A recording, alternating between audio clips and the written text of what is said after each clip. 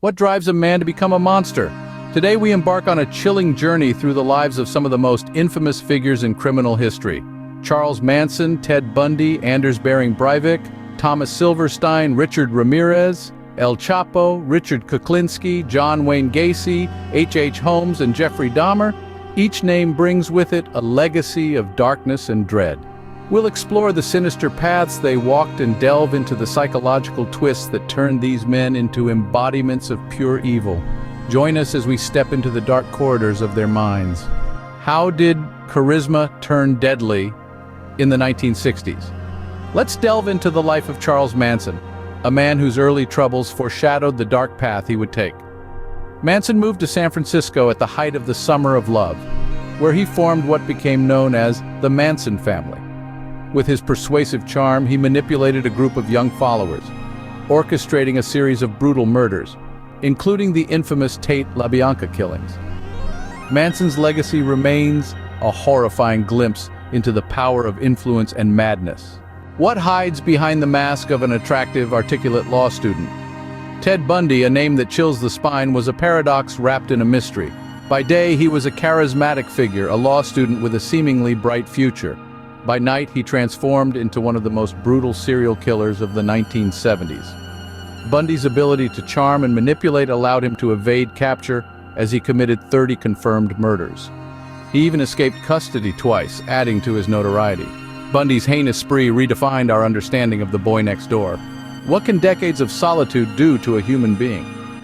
Thomas Silverstein, once known for his violent crimes, was sentenced to an existence shrouded in near-total isolation after killing a prison guard. Behind the steel doors and concrete, Silverstein spent over 3 decades alone, a stark reality that challenges the limits of human psychology. The profound isolation gnawed at his sanity, illustrating how extreme separation can warp the mind and spirit. Silverstein's story is a stark testament to the depths of institutional darkness. How does a childhood of abuse forge a nocturnal nightmare? Richard Ramirez, dubbed the Night Stalker, epitomized this chilling transformation. Raised amidst violence and neglect, Ramirez embarked on a sadistic spree that terrorized California. His method? Breaking into homes under the cloak of night, leaving a horrifying signature of assault and murder. This reign of terror not only gripped the state, but also captivated the nation's media, amplifying the fear. Ramirez left behind a trail of fear and devastation, haunting survivors to this day. Is it possible to live a double life as a suburban dad and a ruthless killer? Richard Kuklinski, known as the Iceman, managed just that. To his neighbors in New Jersey, Kuklinski was a devoted husband and a father of 2. Yet, behind this facade, he was a cold-blooded hitman for the mafia, claiming to have ended over 100 lives. His methods were chillingly inventive, utilizing everything from guns and knives to cyanide. Kuklinski's dual existence challenges our perceptions of normalcy and brutality. What have we learned from peering into the abyss? From Charles Manson's manipulative charisma to Ted Bundy's cold, calculated demeanor, each narrative we've explored offers a chilling glimpse into the psychological complexities of infamy.